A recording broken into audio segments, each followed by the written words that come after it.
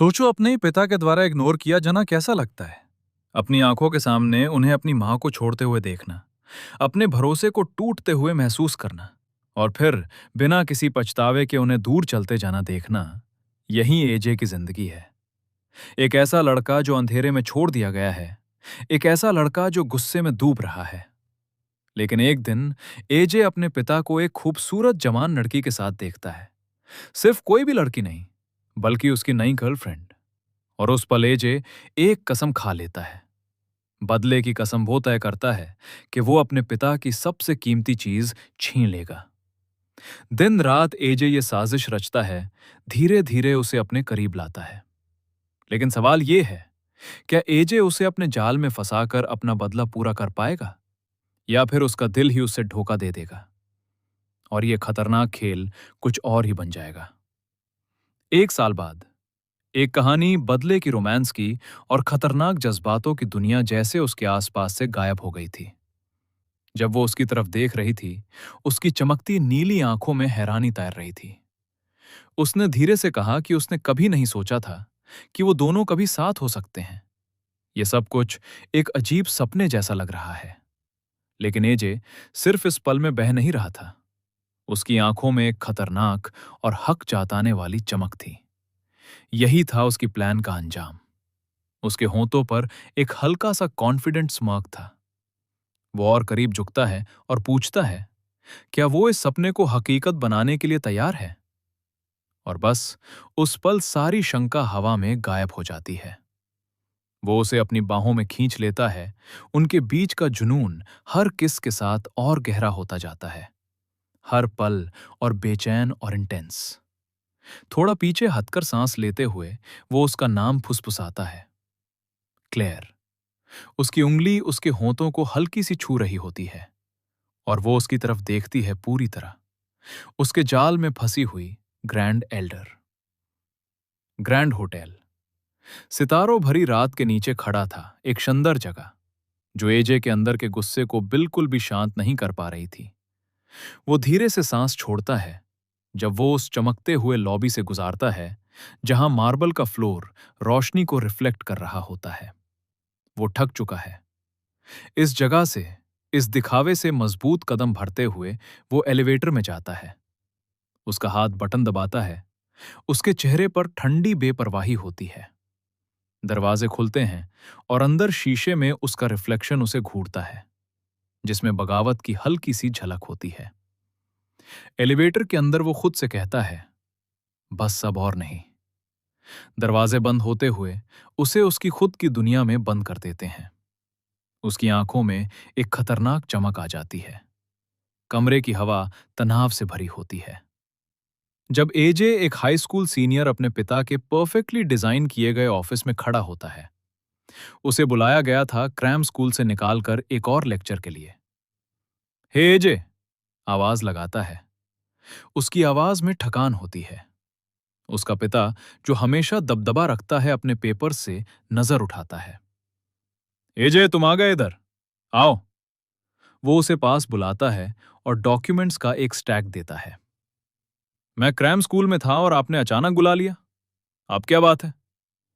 एजे झुंझलाकर पूछता है। उसके पिता सीधा जवाब देते हैं, तुम कल मेरे साथ सिंगापुर चल रहे हो शेयर होल्डर्स मीटिंग के लिए, पहले यह सब देख लो। एजे का दिमाग घूम जाता है। कल सुबह उसका एग्जाम है? हाँ, सॉरी डैड, कल मेरा एग्जाम है, शायद मैं नहीं आ पाऊंगा। आप सेक्रेटरी के साथ चले जाओ, मैं ऑलरेडी बहुत क्लासेस मिस कर चुका हूं। मैं अपने क्लासमेट से पीछे रह रहा हूं। उसके पिता का चेहरा सख्त हो जाता है। क्लासरूम में बैठना रियल वर्ल्ड एक्सपीरियंस के सामने कुछ भी नहीं होता। तकरार और भी तेज हो जाती है जब उसका पिता उसे उसकी किस्मत याद दिलाता है। भूलना मत तुम, मेरे 5 स्टार होटल बिजनेस के एक लौते वारिस हो तुम। बस इधर उधर टाइम बर्बाद करते रहते हो। मैं कैसे तुम पर भरोसा करूं कि तुम फ्यूचर में सब संभाल पाओगे? उसके पिता की उम्मीदों का बोझ एजे पर और ज्यादा भारी पड़ता है और उसके अंदर की बगावत को और भड़का देता है। उसका पिता उसे नीचा दिखाते हुए हंस पड़ता है, जैसे उसके सपने बस बेवकूफी हो, और पूछता है, क्या तुम बस मस्ती ही करना चाहते हो? लेकिन अब एजे अपनी हद पर पहुंच चुका है। वो फट पड़ता है। उसकी आवाज सालों के दबे हुए गुस्से से कां रही होती है। वो चीख कर कहता है कि बचपन से ही वो अपने पिता के इशारों पर नचता आया है। उसे अपनी नॉर्मल जिंदगी जीने का कभी मौका ही नहीं मिला। उसे बस थोड़ी सी आजादी चाहिए। लेकिन उसका पिता एक ठंडी दीवार की तरह जवाब देता है कि जो कुछ भी वो करता है सिर्फ एजे के भले के लिए करता है। एजे बेचैनी से याद दिलाता है कि अब वो 18 साल का हो चुका है, एक हाई स्कूल सीनियर है। लेकिन उसका पिता जोर से हाथ टेबल पर मारकर कहता है कि ये कोई बातचीत नहीं है, ये एक हुक्म है। बस वहीं पल सब कुछ तोड़ देता है। एजे का हाथ गुस्से से कस जाता है और वो ठंडी लेकिन पक्की आवाज में कह देता है कि वो हमेशा के लिए ये घर छोड़ रहा है। कमरे की हवा एकदम सन हो जाती है। उसके पिता की आंखें सिकुड़ जाती हैं और उसकी आवाज धीरे लेकिन खतरनाक हो जाती है। क्या कहा तुमने? एजे फिर से चीख कर कहता है कि वो जा रहा है। उसकी आवाज में एक फाइनल फैसला गूंज रहा होता है। लेकिन उसका पिता बाहर से शांत दिखते हुए अंदर से उबल रहा होता है। उसकी आवाज धीरे से गिरती है, जैसे कोई चीज अपने कब्जे में कर रहा हो। वो याद दिलाता है कि वो उसका पिता है जिसके पास सारी ताकत है। एक ठंडी मुस्कान के साथ वो अपनी शर्त रखता है। अगर एजे जाना चाहता है तो वो यकीन करेगा कि उसके पास कुछ भी न रहे। अपनी बात साबित करने के लिए वो एक क्रेडिट कार्ड टेबल पर सरकाता है, जैसे वो उस फाइनेंशियल जेल का निशान हो जिसमें उसने अपने बेटे को बंद कर रखा था। लेकिन अब सब खाली लगता है। दुनिया का पैसा भी अब उसकी इतात नहीं खरीद सकता। एजे की आंखों में एक नया जज्बा जल उठता है और वो आखिरी बार आजादी के लिए गुहार लगाता है। उसे बस खुद बनकर जीना है। कहीं और जाने की जगह ना होने पर एजे अपनी मोटरसाइकिल को सड़क के किनारे रोकता है। इंजन रात की खामोशी में धीरे से बंद हो जाता है। वो ऊपर देखकर एक सस्ते मोटेल के बोर्ड को देखता है। उसके चेहरे पर मजबूरी की झलक आती है। उसे समझ आ जाता है कि आज रात उसे यहीं सोना पड़ेगा। कमरा उसकी सोच से भी ज्यादा बेकार होता है और जब वो उस छोटी सी बेड पर गिरता है तो उसके पैर बाहर लटक रहे होते हैं। यही है आजादी की कीमत। लेकिन अब अफसोस के लिए वक्त नहीं है। अब जीना सबसे बड़ी प्रायोरिटी है और उसके लिए पैसे चाहिए। वो जल्दी से अपना लैपटॉप खोलता है। स्क्रीन की रोशनी उसके डिटर्मिन्ड चेहरे पर पड़ती है। ये एक क्रिप्टो ट्रेडिंग प्लेटफॉर्म है। एक कड़वी याद उभर कर आती है। उसके पिता ने बस पिछले हफ्ते ही उसे ट्रेडिंग सिखाई थी। उसके होंठों पर एक हल्का सा टेढ़ा स्माइल आता है। उसे सब याद है। वो गिरते हुए ट्रेंड को पहचान लेता है, जो चीज उसके पिता ने उसे कंट्रोल करने के लिए दी थी। वही अब उसकी असली आजादी का रास्ता बन सकती है। उसकी आंखें स्क्रीन पर जम जाती हैं, जैसे उसका फ्यूचर उस चार्ट में लिखा हो। वो बड़े ध्यान से अपना ऑर्डर सेट करता है, परफेक्ट टाइमिंग के लिए तैयार। एक हल्की सी आवाज गूंजती है। प्रॉफिट ज्यादा नहीं है, लेकिन उसका खुद का है। उसके होंठों पर एक जिद्दी मुस्कान आ जाती है। वो कसम खाता है कि वो अमीर बनेगा, सिर्फ अपने पिता को गलत साबित करने के लिए। सक्सेसफुल ट्रेड्स की आवाज अब उसकी जिंदगी का नया म्यूजिक बन जाती है, रोज नए जीत के साथ। कुछ महीनों बाद सब कुछ बदल चुका होता है। गंदा मोटेल छोड़कर अब वो धूप से चमकते बीच रिजॉर्ट में होता है, हाथ में ठंडा ड्रिंक। लेकिन जब वो एक खुश कपल को समुंदर की तरफ जाते देखता है तो उसके अंदर एक अजीब सी खाली सी फीलिंग उठती है। उसने पैसे तो कमा लिए, लेकिन ये सफर अब बेकार लग रहा है। उसने इसके लिए पढ़ाई छोड़ दी, जबकि उसके दोस्त कॉलेज में हैं। पहली बार उसके दिमाग में एक नया ख्याल आता है। शायद उसे वापस जाना चाहिए, अपना लास्ट ईयर कंप्लीट करना चाहिए और फिर अपने पिता का सामना करना चाहिए। लेकिन समुंदर की हल्की लहरें किनारे से टकरा रही होती हैं और ये खूबसूरत वेकेशन अब अपनी चमक खो चुकी होती है। एजे दूर अनंत समुंदर को देखता रहता है और उसके दिमाग में एक कड़वा ख्याल आता है। वो सोचता है, पता नहीं वो आदमी अब कैसा होगा। अपना फैसला करने के बाद एजे ने बीच की आराम भरी जिंदगी छोड़कर अपने पुराने हाई स्कूल की सख्त रियलिटी को छू लिया। सेमेस्टर का पहला दिन था और उसकी वापस आने की खबर छुप नहीं पाई। जैसे ही कुछ लड़कियों ने उसे देखा, फुसफुसाहट शुरू हो गई। वो उसकी पर्सनालिटी और हैंडसम लुक्स पर फीदा हो रही थी। लेकिन उनके दिल की धड़कनें एजे के लिए कोई मायने नहीं रखती थी। उसके दिल पर एक बोझ सा था, जब वो धीरे धीरे रास्ते पर चल रहा था, उसके कदम भारी लग रहे थे। उसके सारे दोस्त जा चुके थे, ग्रेजुएट होकर कॉलेज में थे। और जैसे ही तन्हाई उसे अंदर से खाने वाली थी, एक आवाज जोर से उसका नाम पुकारती है। वो ऊपर देखता है और एक लड़की उसकी तरफ दौड़ती हुई आती है। वो लड़की सांस फूलते हुए उसके सामने रुकती है। ये जेनी है, उसकी बचपन की दोस्त। वो मजाक में उसे दांतती है कि उसने बताया क्यों नहीं कि वो वापस स्कूल आ रहा है। एक पल के लिए एजे के पास कोई जवाब नहीं होता। वो बस हल्का सा सॉरी बोल देता है, कहकर कि उसके पास बहुत कुछ था हैंडल करने के लिए। लेकिन जेनी का नकली गुस्सा तुरंत पिघल जाता है और उसकी जगह एक चमकती हुई मुस्कान आ जाती है। वो बहुत खुश होती है कि अब दोनों सेम क्लास में सीनियर्स हैं, साथ चलने लगते हैं। एजे अपनी गर्दन के पीछे हाथ रखकर थोड़ा ऑकवर्ड महसूस करता है, जैसे वो सबसे बड़ा स्टूडेंट हो। लेकिन इससे पहले कि वो और सोच में डूबता, जेनी कहती है कि वो अकेला नहीं है। तभी एक और पहचानी हुई आवाज उसका नाम चिल्लाती है। अचानक पीछे से कोई उसे जोर से पकड़ लेता है। ये उसका दोस्त चियो होता है, जो सपोज था कि कॉलेज में हो, लेकिन पता चलता है कि उसने भी ब्रेक लिया है। और ये एक अनएक्सपेक्टेड रियूनियन बन जाता है। चियो हंसी के साथ कहता है कि एक पल के लिए वो डर गया था कि अब होमवर्क किससे कॉपी करेगा। एजे हल्का सा स्मर्क करता है और ठंडे अंदाज में कहता है कि खुद कर ले ये। हल्का फुल्का मजाक उसे अच्छा लगता है और एक पल के लिए उसके दिल में सच्ची वाली शुक्रगुजारी भर जाती है। वो सच में लकी है कि उसके पास ऐसे दोस्त हैं। लेकिन ये रियूनियन सिर्फ एक छोटा सा स्टॉप है उसके बदले के सफर में। उस दिन बाद में वो अपने पिता के फेवरेट महंगे रेस्टोरेंट के सामने खड़ा होता है, जैसे किसी का इंतजार कर रहा हो। वो इमेजिन करता है अपने पिता का शॉक्ड चेहरा जब वो उसकी सक्सेस देखेंगे, और कैसे वो फिर से घमंडी अंदाज में कहेंगे कि ये सब उन्होंने ही सिखाया है। जैसे ही शाम रात में बदलने लगती है, एक पहचानी हुई गाड़ी की आवाज हवा को चीर देती है। एक स्लीक सेडान सामने आकर रुकती है और एजे की नजर सख्त हो जाती है। वो उस गाड़ी को पहचान लेता है। गाड़ी रुकती है और एजे की आंखें सिकुड़ जाती हैं। वो गौर से देखता है, पहले एक शख्स बाहर आता है, फिर दूसरा। उसका पिता गाड़ी से निकलता है, लेकिन उसके साथ जो औरत होती है वो एजे का ध्यान खींच लेती है। उसके जिस्म में एक हल्की सी सर्दी की लहर दौड़ जाती है। वो औरत आज के दिमाग में ख्याल बिजली की तरह दौड़ने लगते हैं। उसकी आंखों में एक सच्चाई चमक उठती है। क्या ये डैड की नई गर्लफ्रेंड हो सकती है?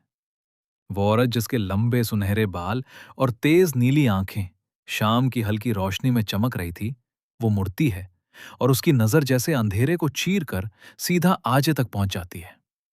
उसके हाथ में एक पर्स होता है और उसकी बॉडी लैंग्वेज में एक हल्का सा शाही अंदाज होता है।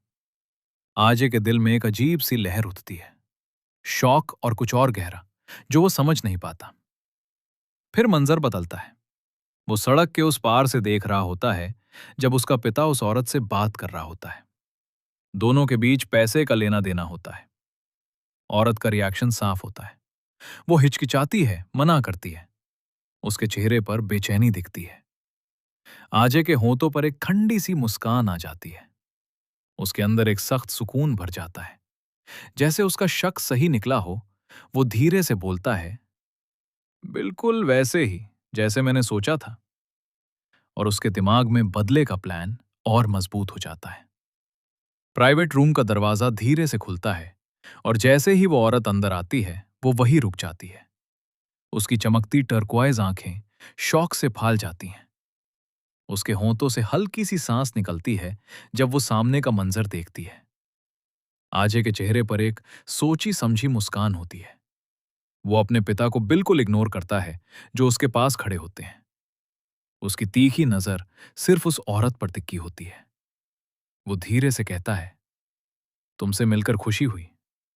और उसी पल उसके बदले की जंग का पहला वार हो चुका होता है और उसका निशाना पहले ही इस आग के बीच आ चुका होता है।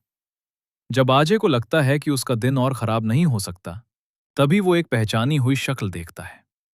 उसका पिता, वही आदमी जिससे वो भाग गया था, आराम से एक महंगी बिल्डिंग से बाहर निकल रहा होता है। लेकिन वो अकेला नहीं होता। उसके साथ एक जवान लड़की होती है, जो देखने में ऐसी लगती है जैसे उसे कॉलेज में होना चाहिए, ना कि उसके पिता। जैसे आदमी के साथ आजे का दिमाग हिल जाता है। वो इस अजीब मंजर को समझने की कोशिश करता है। उसे सच जाना ही है। रेस्टोरेंट की खिड़की से झांक कर देखता है तो बात और भी गहरी हो जाती है। उसका पिता टेबल पर एक मोटा सा पैसे का बंडल उसकी तरफ सरकाता है और उसे लेने के लिए कहता है। वो लड़की घबरा जाती है, मना करती है, लेकिन वो जिद करता है। कहता है ये उसकी ट्यूशन के लिए है और उसने ये कमाया है। फिर वो जोर से उसके हाथ पर अपना हाथ रखकर पैसे उसकी मुट्ठी में दबा देता है। वो लड़की चुप हो जाती है। उसकी आंखें आंसुओं से चमक रही होती हैं। आजे का जबदा कस जाता है।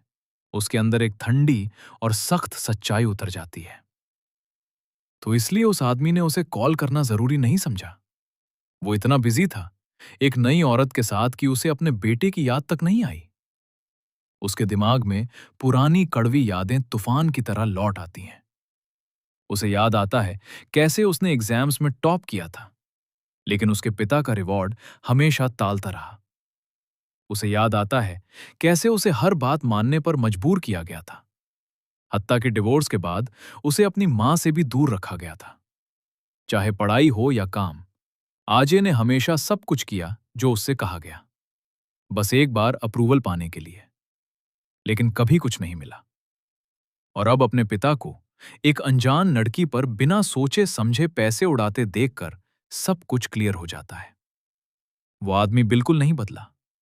वो अब भी वही सेल्फिश इंसान है जो सिर्फ अपने बारे में सोचता है। जबकि वो खुद बेटा होते हुए दर्द सहने पर मजबूर था, उसका पिता वो सब कुछ जो असल में उसका हक था, एक अनजान लड़की पर लुटा रहा था। ये अन्याय उसके अंदर आग की तरह जल उठता है। वो उस मंजार से मुंह मोड़ लेता है और भारी कर्मों से वहां से चल पड़ता है। एक पल के लिए उसके दिमाग में कड़वा सा ख्याल आता है।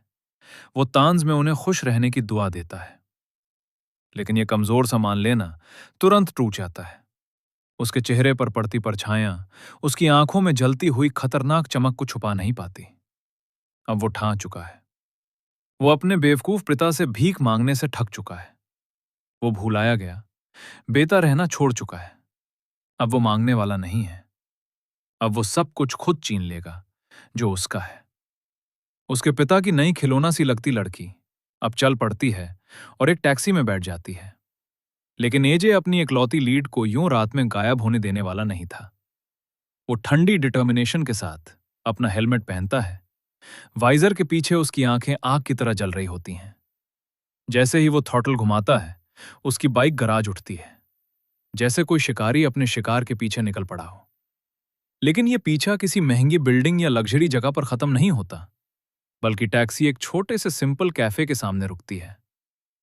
वो लड़की जल्दी से अंदर जाती है, अपनी दोस्त से लेट होने के लिए माफी मांगती है और तुरंत एप्रन पहनकर काम शुरू करने की बात करती है।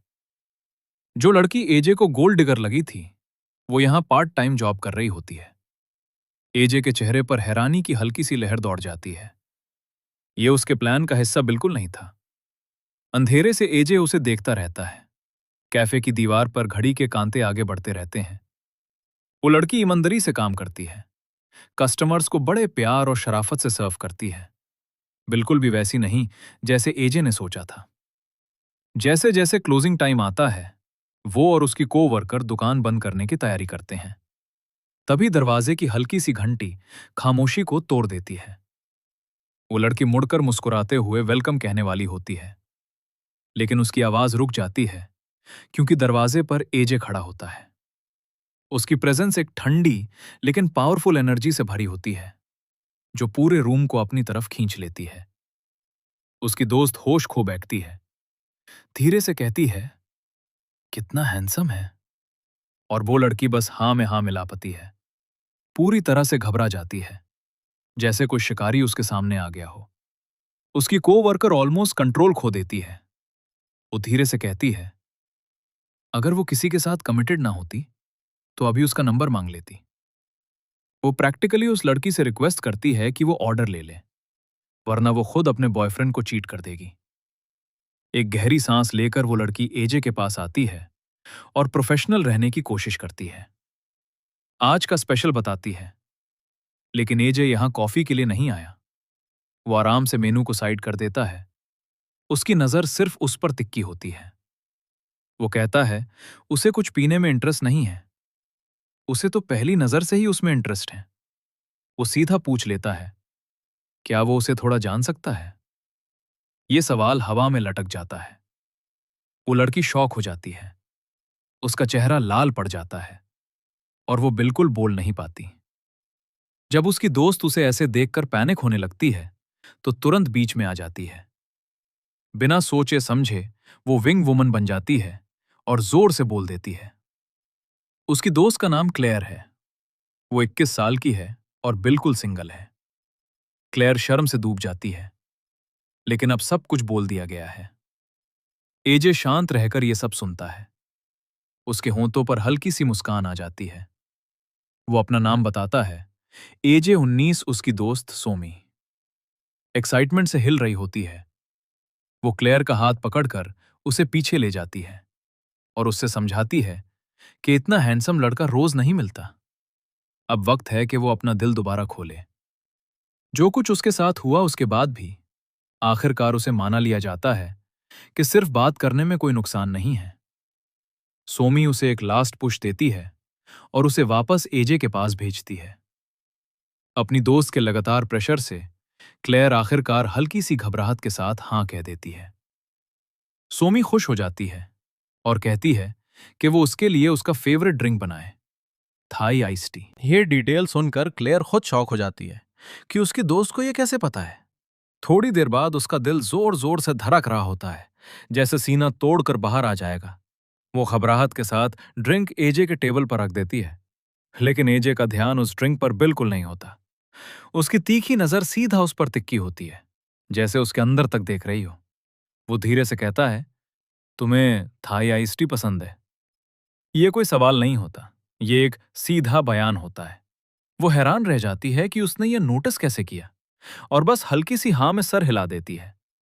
एजे के होंठों पर एक खतरनाक सी मुस्कान आ जाती है। वो ग्लास की तरफ देखते हुए कहता है, लगता है अब उस भी इसका टेस्ट डेवलप करना पड़ेगा, क्योंकि ये शिकार अभी शुरू हुआ है। 2 हफ्ते पल भर में बीत जाते हैं और मंजर शिफ्ट होता है।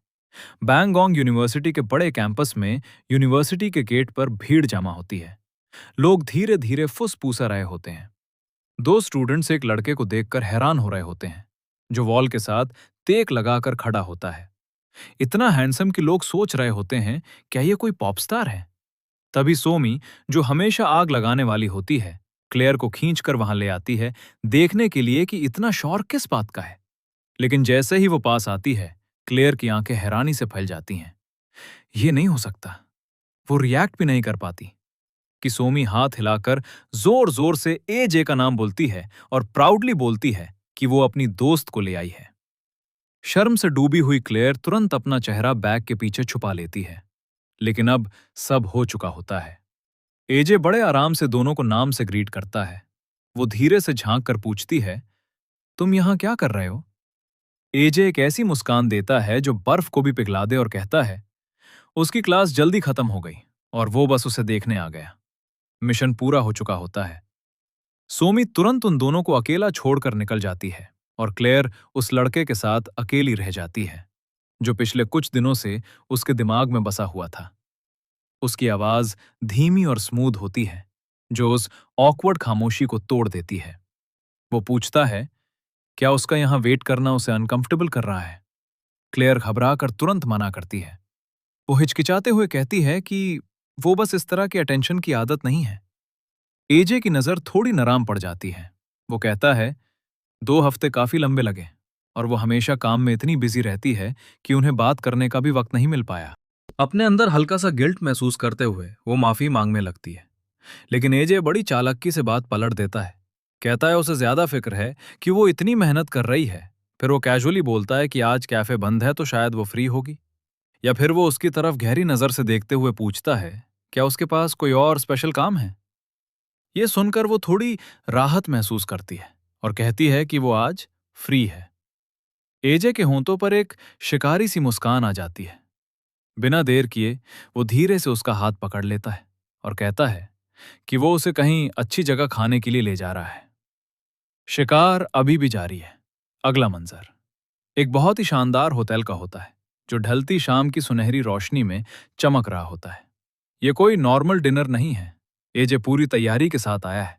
वो अपने पिता की नई गर्लफ्रेंड को एक प्राइवेट रूम में ले जाता है जो पूरी तरह से लग्जरी और एलिगेंस से भरा होता है। जैसे ही वेटर साइड में खड़ा होता है, वो लड़की मेन्यू देखकर हैरान रह जाती है। उसका कंपोजर टूटने लगता है। उसकी सोच हिल जाती है। इतनी महंगी चीजें देखकर ये उसकी पहली बार होती है, इतनी फैंसी जगह पर, और सबसे सस्ता डिश भी उसके लिए बहुत महंगा होता है। लेकिन एजे पूरी तरह से काम और कॉन्फिडेंट होता है। वो कुर्सी पर आराम से पीछे झुककर कहता है, टेंशन लेने की जरूरत नहीं है, जो चाहे ऑर्डर करो, सब वो हैंडल करेगा। क्या पावरफुल मूव है। इतनी बड़ी ऑफर के बाद भी वो शरफत से कहती है कि वो अपना खर्चा खुद तय करेगी और सिर्फ सबसे सस्ता ऑप्शन ऑर्डर करेगी। लेकिन उसके दिमाग में एक बात पक्की हो जाती है। शुरू से ही उसे लग रहा था कि एजे कोई खास इंसान है, और अब उसे समझ आ रहा है कि वो कितना सही थी। और जब उसे लगता है कि रात और ज्यादा शानदार नहीं हो सकती, तब एजे उसे बाहर ले जाता है जहां एक चमकती हुई लाल स्पोर्ट्स कार खड़ी होती है।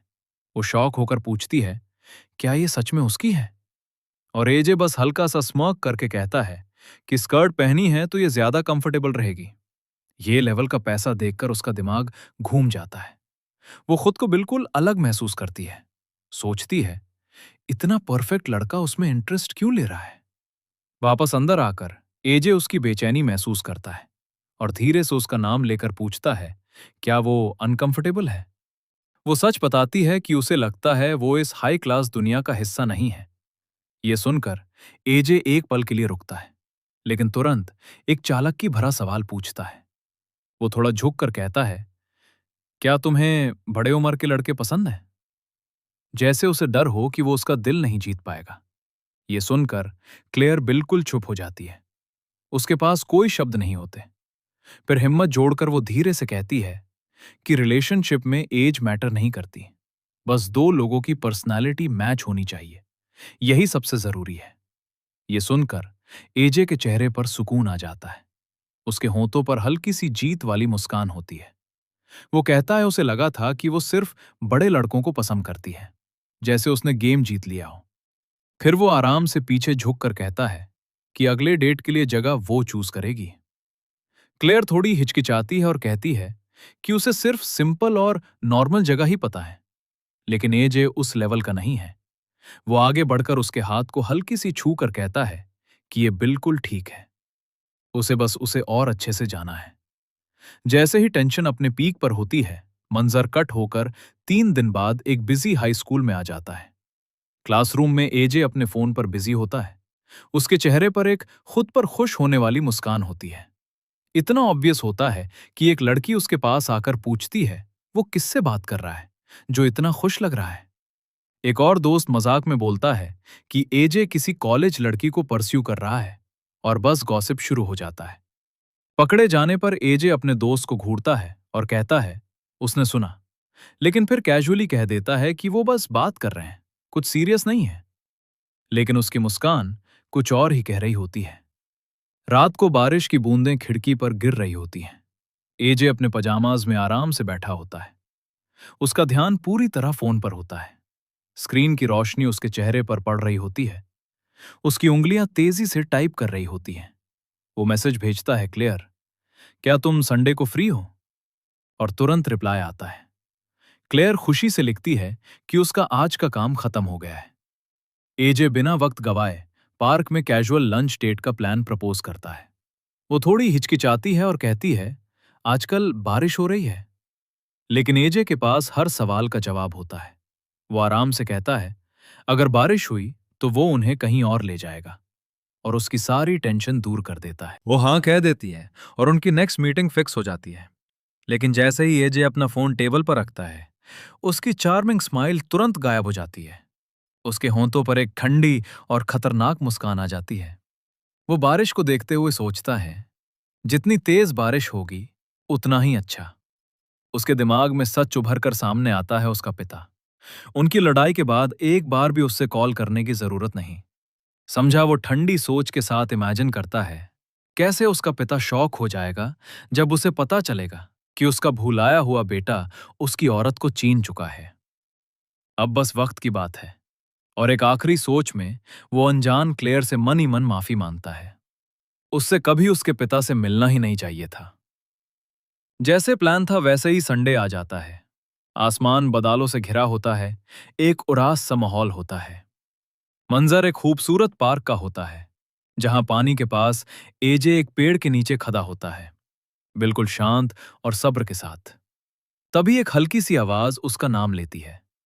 वो ऊपर देखता है और क्लेयर उसकी तरफ दौड़ती हुई आती है। पिंक ड्रेस में वो बहुत प्यारी लग रही होती है। वो थोड़ी देर के लिए लेट होने पर माफी मांगती है और पूछती है क्या वो ज्यादा देर से वेट कर रहा था। लेकिन एजे आराम से कहता है नहीं, वो अभी अभी आया है। तभी उसकी नजर पड़ती है। क्लेयर के हाथ में एक पूरा पिकनिक बास्केट होता है। वो अपने आप को रोक नहीं पाता और उसे क्यूट कह देता है। क्लेयर शर्मते हुए कहती है कि उसने खुद सैंडविचेस बनाए हैं और वो चाहती है कि एजे को पसंद आए। एजे अपनी प्लान के हिसाब से एक परफेक्ट चार्मिंग स्माइल देता है और कहता है वो इंतजार नहीं कर सकता उन्हें ट्राई करने के लिए। और दोनों मिलकर एक परफेक्ट जगह ढूंढने लगते हैं। वो पानी के पास एक सुंदर जगह पर ब्लैंकेट बिछाते हैं। आसपास हंसन वाली बोट्स धीरे धीरे पानी पर तैर रही होती हैं। क्लेयर सुकून भरी सांस लेती है और कहती है ये जगह कितनी पीसफुल है। वो ये भी बताती है कि जब भी उसके पास टाइम होता है वो यहाँ अकेली आती है रिलैक्स करने के लिए। लेकिन एजे के दिमाग में कुछ और ही चल रहा होता है। वो अंदर ही अंदर सोचता है कि बोट्स देखना कितना बोरिंग है और उन्हें मूवी देखने जाना चाहिए था। लेकिन जैसे ही वो उसकी तरफ देखता है उसकी सोच अचानक रुक जाती है। उससे महसूस होता है कि क्लेयर पिछली बार से ज्यादा खुश लग रही है। धूप की हल्की रोशनी उसके बालों पर पड़ती है और उसकी मुस्कान सच में दिल छू लेने वाली होती है। और उस पल एजे समझ जाता है कि उसका पिता उस पर इतना क्यों फीदा है। क्लेयर की खुश आवाज उसे उसकी सोच से बाहर निकाल देती है। वो देखता है कि क्लेयर एक सैंडविच उसके सामने पकड़कर उसे पहला बाइट देने की ऑफर कर रही है। एजे एक पल के लिए शॉक हो जाता है कि वो उसे खुद खिलाने की कोशिश कर रही है, लेकिन वो मौका नहीं छोड़ता। वो धीरे से उसका हाथ पकड़कर सैंडविच अपने होंठों तक ले आता है। जैसे ही वो एक बाइट लेता है उसकी आंखें हैरानी से खुल जाती हैं। टेस्ट एक्सपेक्टेड से कहीं ज्यादा अच्छा होता है। क्लेयर हंसती है और कहती है उसे इतनी जल्दी खाने की जरूरत नहीं है। लेकिन एजे पूरी तरह से इंप्रेस हो चुका होता है। वो मुंह भरे हुए ही कहता है कि यह बहुत टेस्टी है। तभी उसकी नजर पड़ती है क्लेयर के हाथ पर थोड़ा सा सॉस लगा होता है। वो माफी मांगने लगती है, लेकिन एजे बिना कुछ कहे उसका हाथ पकड़ लेता है और एक पल में सिचुएशन इंटेंस हो जाती है। वो झुककर उसके हाथ से वो सॉस साफ कर देता है। क्लेयर का चेहरा एकदम लाल हो जाता है। वो शौक में उसे देखती रह जाती है। एजे पीछे हटकर हल्की सी शरारती मुस्कान के साथ कहता है अब सब क्लीन है। उसका दिल तेज धड़कने लगता है। वो हिचकिचाते हुए कहती है ऐसे मजाक मत करो। उसकी आवाज बहुत हल्की होती है, लेकिन एजे रुकने वाला नहीं होता। वो फिर से उसके करीब झुकता है। उसकी आंखों में आंखें डालकर कहता है क्या तुम शर्मा रही हो। और जैसे ही टेंशन अपने पीक पर पहुंचती है अचानक आसमान गरज उठता है और तेज बारिश शुरू हो जाती है। क्लेयर हैरानी से ऊपर देखती है और कहती है बारिश हो रही है। मोटे मोटे पानी के बूंदे उनके ब्लैंकेट और सारी चीजों को भिगो देती हैं। उनकी परफेक्ट डेट एक पल में खराब हो जाती है। लेकिन एजे बिल्कुल घबराता नहीं है। उसकी आंखों में एक ठंडी प्लानिंग चमक उठती है। वो जोर से कहता है चलो कहीं शेल्टर ढूंढते हैं, और कैजुअली बोलता है कि उसका घर पास ही है। कुछ देर बाद दोनों एक बड़े मॉडर्न मैंशन के दरवाजे पर खड़े होते हैं, पूरी तरह से भीगे हुए। क्लेयर पूरी तरह से शॉक हो जाती है। उसके घर का साइज देखकर बाहर बारिश और तेज हो रही होती है। सिचुएशन और इंटेंस हो जाती है। एजे वापस आता है और देखता है वो अभी भी दरवाजे के पास खड़ी है। वो हल्की सी मुस्कान के साथ कहता है तुम अभी तक यहीं हो। वो एक नया टॉवल पकड़कर कहता है अंदर आओ ताकि तुम सुखो। अब पिकनिक की यादें पीछे छूट चुकी होती हैं और उनकी जगह एक नया प्राइवेट टेंशन आ चुका होता है। बारिश की आवाज मैंशन पर गिर रही होती है। और एजे अपने टारगेट के साथ अंदर फंसा होता है। वो धीरे से उसके गीले बालों को टॉवल से सुखाता है और कहता है, तुम पूरी तरह भीग चुकी हो। क्लेयर घबराकर माफी मांगती है और कहती है, उसे बिल्कुल अंदाजा नहीं था कि इतनी तेज बारिश होगी। ये उसका मौका था। एजे तुरंत एक केयरिंग जेंटलमैन का रोल प्ले करता है। वो इंसिस्ट करता है कि वो शावर ले और कपड़े बदल ले ताकि वो बीमार ना हो जाए। वो अपने कपड़े देने की भी ऑफर करता है, लेकिन जब वो शर्मा कर माना करती है तो एजे डिसाइड करता है अब मूव लेने का टाइम आ गया है। वो धीरे से उसका नाम लेता है क्लेयर और कन्फेस करता है कि जब से वो पहली बार मिले हैं तब से वो उसे अपने दिमाग से निकाल नहीं पाया। उसका हाथ धीरे से उसके पैर तक आता है और वो मानता है कि वो उसे कितना खुश करती है। क्लेयर की आंखें शौक से बड़ी हो जाती हैं, उसके गाल लाल हो जाते हैं। जब एजे और करीब आता है, उनके चेहरे बस कुछ इंचेस दूर रह जाते हैं। उसकी नजर बिजली की तरह तेज होती है। वो कहता है वो बिल्कुल सीरियस है और अपने दिमाग में सोचता है कि वो अपने गोल के कितना करीब आ चुका है। अब ये उसके लिए कोई गेम नहीं रहा। वो उसका हाथ और कस के पकड़ता है। उसकी आवाज धीमी और मीठी हो जाती है। जब वो फाइनली पूछता है क्या वो उसके साथ रिलेशनशिप में आना चाहेगी, क्लेयर की नीली आंखें शौक से भरी होती हैं। उसका दिल जोर जोर से धड़क रहा होता है। तभी अचानक तेज बिजली की गरज होती है जो उसके कंफ्यूज चेहरे को रोशन कर देती है। वो धीरे से अपना हाथ छुड़ा लेती है और एक भारी सांस के साथ साइड देखने लगती है। वो उसकी ऑनेस्टी के लिए शुक्रिया करती है, लेकिन कहती है कि वो अभी रेडी नहीं है। और बस उस पल सब कुछ बदल जाता है। एजे का चार्मिंग चेहरा तुरंत गायब हो जाता है और उसकी जगह एक ठंडी और सख्त नजर आ जाती है। उसके दिमाग में कड़वा ख्याल आता है कि शायद वो सिर्फ इसलिए माना कर रही है क्योंकि वो उसके पिता की कंफर्टेबल लाइफ को खोना नहीं चाहती। लेकिन अगले ही पल वो फिर से अपना मास्क पहन लेता है। वो थोड़ा दूर बैठकर माफी मांगता है, कहता है वो ज्यादा पुशी हो गया। लेकिन क्लेयर कहती है गलती उसकी है। वो बताती है कि उसके पास में बुरे रिलेशनशिप्स रहे हैं और वो 2 जॉब्स करती हैं, इसलिए उसे लगता है कि वो उसके लिए टाइम नहीं निकाल पाएगी। एजे अपने दिमाग में उसकी बात को गलत समझ लेता है। सोचता है कि उसकी दूसरी जॉब शायद उसके पिता के साथ वक्त गुजरना है। बाहर से वो बिल्कुल पेशेंस दिखाता है। वो थोड़ा करीब आकर कहता है वो वेट करेगा जितना टाइम लगे, बस वो उसे एक चांस दे दे। उसकी आवाज बहुत मीठी होती है, लेकिन उसके दिमाग में सिर्फ जहर भरा होता है। वो सोचता है वो हमेशा वेट करेगा, बस उसे अपना बदला चाहिए। अगले दिन बारिश रुक चुकी होती है। नई सुबह चमक रही होती है। पेड़ों से पानी की बूंदें गिर रही होती हैं। एजे क्लेयर को बाहर छोड़ने जाता है, जैसे वो उनके वक्त को खत्म नहीं होने देना चाहता हो। वो ऑफर करता है कि वो उसे ड्रॉप कर दे, लेकिन वो पोलाइटली माना करती है। कहती है उसने ऑलरेडी कैब बुला ली है। ये सुनकर एजे के अंदर डिसअपॉइंटमेंट आ जाती है। वो सोचता है सब बेकार हो गया। ये उनकी पहली डेट के लिए बहुत खराब स्टार्ट था। लेकिन तभी क्लेयर सब कुछ बदल देती है। वो उसका उदास चेहरा देखकर उसे रीअश्योर करती है, कहती है कि वो दोबारा मिल सकते हैं। सिर्फ इतना ही नहीं, वो कहती है कि वो खुद उसके लिए खाना बनाएगी। और सबसे बड़ी बात वो कहती है कि बारिश के बाद भी उसे उनकी डेट बुरी नहीं लगी। ये सुनकर एजे तुरंत रिएक्ट करता है। वो कहता है नेक्स्ट डेट और भी बेटर होगी। और जब वो अपनी इस छोटी जीत में खुश होता है, तब क्लेयर शर्मा कर उसका ध्यान खींचती है और एक पल में सब कुछ बदल देती है। वो झुककर उसके गाल पर हल्की सी किस कर देती है उसे। उसकी पेशेंस के लिए थैंक यू बोलती है और कहती है नेक्स्ट डेट और भी अच्छी होगी। लेकिन ये पल जल्दी खत्म हो जाता है।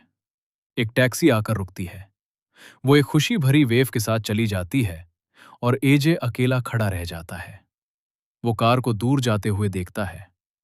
उसके चेहरे पर एक अजीब सा एक्सप्रेशन होता है। उसके हाथ अपने गाल को छूटे हैं जहां उसने किस किया था, और तभी उसका मास्क टूट जाता है। उसके आसपास की रोशनी जैसे गायब हो जाती है और एक अंधेरा सा माहौल उससे घेर लेता है।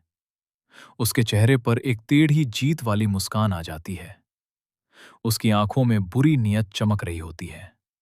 वो सोचता है अगला मौका उसका होगा। अगले बार वो सब कुछ पा लेगा जो वो चाहता है। इसके बाद कहानी एजे से हटकर उसके पिता की दुनिया में चली जाती है। गोल्डा ग्रैंड होटल की चमकती हुई बिल्डिंग के अंदर एक शानदार ऑफिस में मिस्टर पिच बैठा होता है, अपने काम में डूबा हुआ। तभी दरवाजे पर नॉक होता है। एक जवान ब्लॉन्ड लड़की अंदर आती है। उसके हील्स की आवाज फ्लोर पर गूंज रही होती है। वो अपनी प्रेजेंस बताती है। मिस्टर पिच हल्की सी बातचीत करता है, बारिश के बारे में कहता है, बीमार मत पड़ना। उसकी टोन थोड़ी अजीब होती है, जैसे केयर भी हो और थोड़ा नीचा दिखाना भी। वो कहता है, जवान लड़कियां जल्दी बीमार नहीं पड़ती। वो लड़की मुस्कुराती है और कहती है, वो अपनी पूरी कोशिश करेगी उसकी मदद करने के लिए। लेकिन फिर वो टॉपिक चेंज करती है और माहौल ठंडा हो जाता है। वो पूछती है क्या उनका बेटा घर वापस आया है, और ऑफिस का एटमॉस्फेयर और भी ठंडा और टेंस हो जाता है। वो लड़की फिर भी अपनी बात रखती है। उसकी आवाज अब ज्यादा सीरियस हो जाती है और वो मिस्टर से बात जारी रखती है। वो लड़की हिम्मत जोड़कर कहती है कि अब वक्त आ गया है कि वो अपने बेटे को सच बता दे। ये सुनते ही इतने पावरफुल चेयरमैन का सब्र टूट जाता है। वो कुर्सी पर ढीला सा गिर जाता है, जैसे पूरी दुनिया का बोझ उसके कांधों पर आ गया हो। वो मानता है कि उसे समझ नहीं आ रहा क्या करे। एजे अभी भी वापस आने से मना कर रहा है, लेकिन फिर उसका घमंड वापस आ जाता है। वो हाथ हिलाकर उसे जाने को कहता है और ठंडे अंदाज में बोलता है कि एजे खुद ही वापस आ जाएगा। जैसे ही वो लड़की दरवाजे तक पहुंचती है, वो उसका नाम लेकर उसे रोकता है। उसकी नजर एकदम तेज और सोच समझ वाली हो जाती है। वो उसे ध्यान से देखते हुए कहता है कि आजकल वो बहुत खुश लग रही है, हमेशा फोन में बिजी रहती है। वो थोड़ा आगे झुकता है। उसकी आवाज धीमी और शक से भरी होती है और वो सीधा सवाल पूछ लेता है, क्या तुम किसी से प्यार करती हो? ये सुनते ही वो बिल्कुल जम जाती है, जैसे हिरन हेडलाइट्स में फंस गया हो। उसका चेहरा लाल पड़ जाता है और वो कुछ बोल नहीं पाती। वो पूरी तरह से पकड़ी जा चुकी होती है। उसकी आंखें फैल जाती हैं, गले तक लाली चढ़ जाती हैं। बाहर से वो चुप होती है, लेकिन अंदर ही अंदर उसके दिल में एक खुशी की हल्की सी लहर चल रही होती है, जो सब कुछ सच बता रही होती है। हाँ, मिस्टर पिच ने बिल्कुल सही पकड़ा। रात को शहर अभी भी चांदनी से रोशन होता है और ऑफिस के ठंडे और खामोश कमरे में मिस्टर पिच अभी भी काम में लगा होता है। तभी उसके डेस्क पर फोन अचानक बज उठता है। वो तीखी आवाज खामोशी को चीर देती है। वो इरिटेट होकर देखता है कि इतनी रात को कौन कॉल कर रहा है। लेकिन जैसे ही उसकी नजर स्क्रीन पर पड़ती है, उसका गुस्सा शौक में बदल जाता है। स्क्रीन पर एक नाम चमक रहा होता है, जिसे वो बिल्कुल एक्सपेक्ट नहीं कर रहा था। बेटा एजे। अंधेरे कमरे में फोन की रोशनी चमकती है और वो कॉल उठा लेता है। उसकी आवाज में पहले से ही थोड़ा जहर होता है।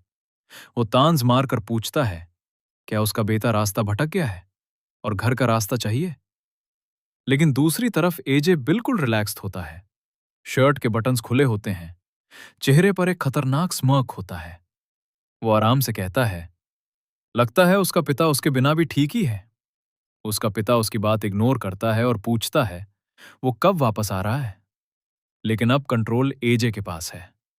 वो शांति से कहता है, जब उसका काम खत्म होगा तब वो वापस आएगा, और कैजुअली बोलता है कि वो अपने सीनियर ईयर के लिए वापस आ चुका है। उसका पिता हंस पड़ता है और कहता है, जो मर्जी करो, जैसे उसे यकीन ही नहीं है कि वो उसके बिना सरवाइव कर सकता है। एजे आखिरी बार छोड़ करता है। उसकी आवाज में हल्का सा दर्द भरा मजाक होता है।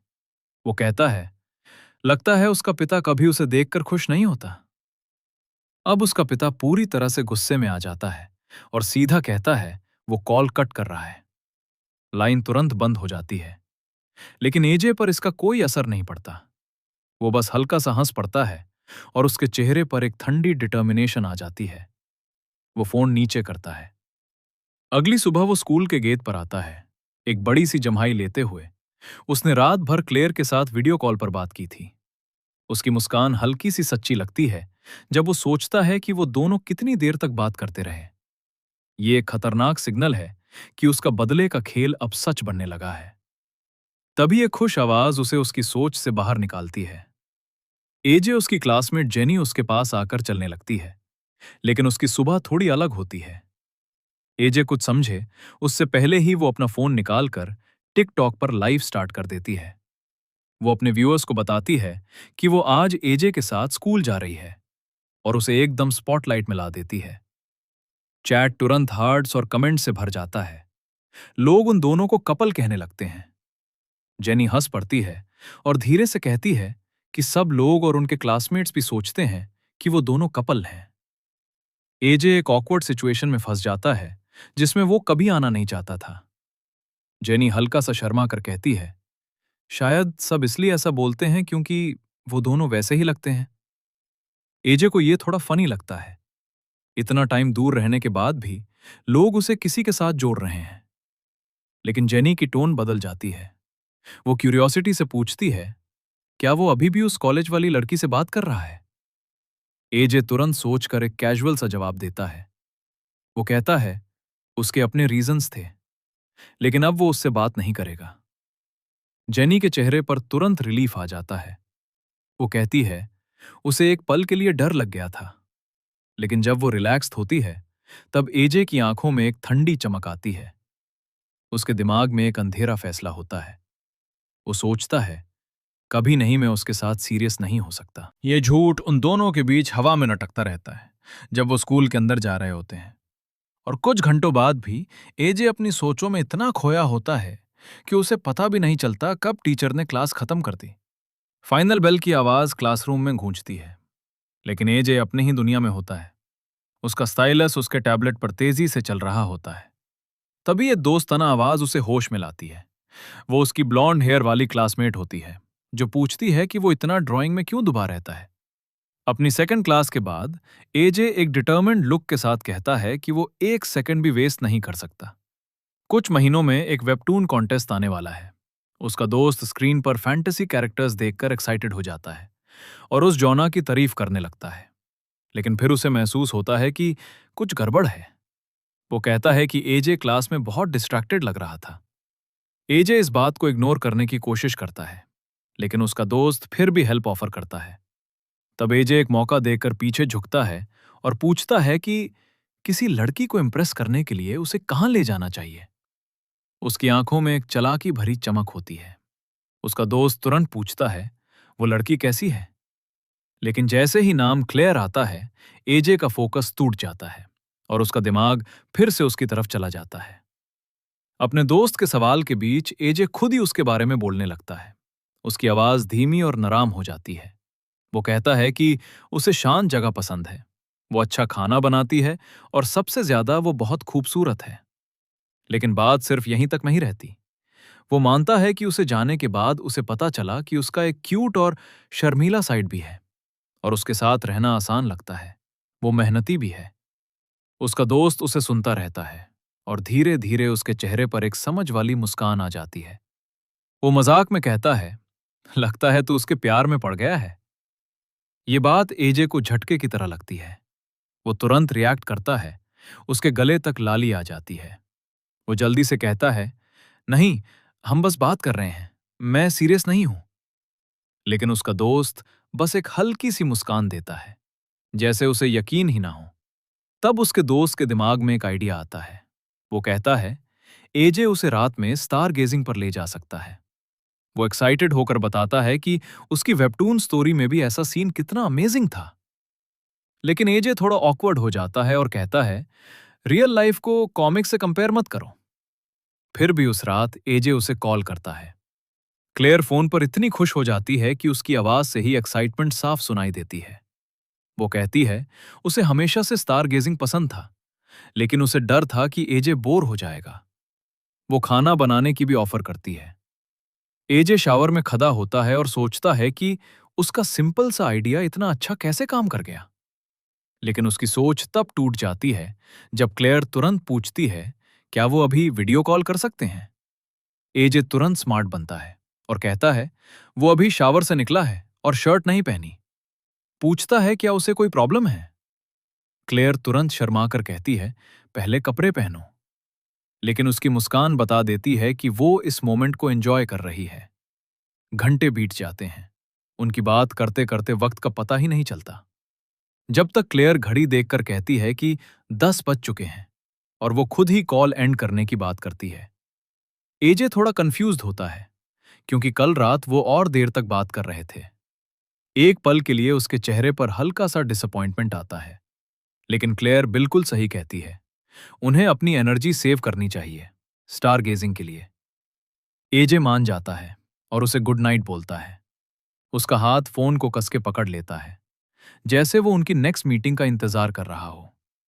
कॉल खत्म होने के बाद वो बेड पर लेट जाता है। उसके दिमाग में एक्साइटमेंट घूम रही होती है। उसके चेहरे पर धीरे धीरे एक चालाकी भरी मुस्कान आ जाती है। उसकी आंखों में डिटर्मिनेशन चमक रहा होता है। वो सोचता है कल का दिन इंपॉर्टेंट है, उसे तैयार रहना होगा। अगली सुबह एजे अपना प्लान शुरू कर देता है। वो एक कन्वीनियंस स्टोर में जाता है। बिना किसी चीज पर ध्यान दिए लोग उसे देखकर बातें कर रहे होते हैं, लेकिन उसका दिमाग कहीं और होता है।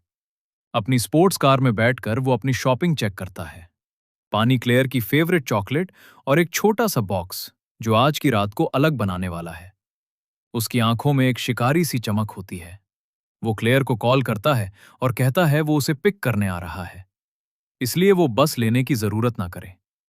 जैसे ही वो इग्निशन स्टार्ट करता है और इंजन गराजता है, उसके अंदर की ठंडी सच्चाई सामने आती है। ये सब उसकी प्लान का हिस्सा है और वो नहीं चाहता ये गेम 1 साल से ज्यादा चले। गेम अब शुरू हो चुका है और सीन तुरंत चेंज होता है। एजे क्लेयर को एक खूबसूरत लेक साइड पार्क ले आता है, जहां शहर की लाइट्स की जगह आसमान में चमकते हुए तारे छा गए होते हैं।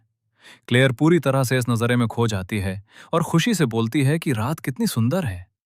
एजे अपना रोल परफेक्टली प्ले करता है और मुस्कुराते हुए हाँ में हाँ मिलता है। फिर एक कोजी जगह पर ब्लैंकेट बिछा देता है। जब वो दोनों घास पर बैठ जाते हैं तो क्लेयर थोड़ी शरारत से पूछती है कि उसने पिकनिक बास्केट में क्या टेस्टी चीजें लाई हैं। एजे कॉन्फिडेंस के साथ बोलता है, फ्राइड फिश और स्वीट एंड सॉर पोर्क। लेकिन अचानक क्लेयर के चेहरे की खुशी हल्की पड़ जाती है। वो कहती है, पोर्क ठीक है, लेकिन फिश के नाम पर उसकी आवाज धीमी पड़ जाती है। पहली बार एजे का काम चेहरा हिल जाता है। उसकी आंखें थोड़ी सी बड़ी हो जाती हैं, जैसे उसे सच में कंसर्न हो गया हो। वो घबरा कर पूछता है, क्या हुआ? क्लेयर शर्मिंदा होकर माफी मांगती है, कहती है उसे पहले पूछ लेना चाहिए था।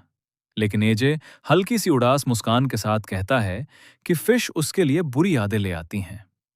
दुनिया धीरे धीरे फेड हो जाती है और एक पेनफुल फ्लैशबैक सामने आता है। छोटा एजे अकेला बैठकर खाना खा रहा होता है, जब उसके माँ बाप की लड़ाई की आवाज घर में गूंज रही होती है। एक रात फिश की एक कांता उसके गले में अटक जाता है। वो डर के मारे कुछ बोल नहीं पाता, सिर्फ रो सकता है। लेकिन उसके माँ बाप अपनी लड़ाई में इतने खो जाते हैं कि उन्हें उसकी तकलीफ दिखती ही नहीं। लड़ाई हॉस्पिटल तक जारी रहती है और वहीं आखिरी बार होता है जब वो अपनी माँ को देखता है। प्रेजेंट में वापस आकर एजे धीरे से कहता है कि शायद उसकी वजह से उनका डिवोर्स हुआ था। ये बात हवा में लटक जाती है और क्लेयर बिल्कुल चुप हो जाती है। फिर वो धीरे से अपना सर उसके कांधे पर रख देती है। एक छोटा सा भरोसा जो एजे के सारे प्लान्स को हिला देता है। उसकी सच्चाई से क्लेयर का दिल पिघल जाता है। वो प्यार से कहती है कि जब भी वो अकेला महसूस करे वो उसके साथ होगी। और फिर वो उल्टा उसे प्रेज करती है, कहती है वो जानती है कि एजे ने कितनी मेहनत की है। वो उसे स्पॉइल्ड लड़का नहीं, बल्कि स्मार्ट और केपेबल इंसान के रूप में देखती है। ये बात एजे के दिल पर सीधा लगती है।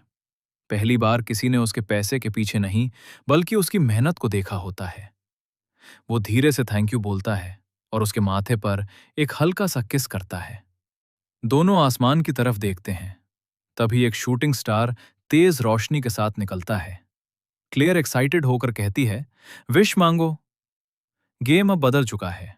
एजे उसे देखता है, उसके चेहरे पर हल्की सी मुस्कान होती है। जब वो आंखें बंद करके विश मांग रही होती है, वो सोचता है वो कितनी सीधी और सच्ची है। जैसे एक छोटी बच्ची जब वो आंखें खोलती हैं, तो एजे क्यूरियोसिटी से पूछता है, उसने क्या विश मांगी? लेकिन वो शर्मा कर माना कर देती है।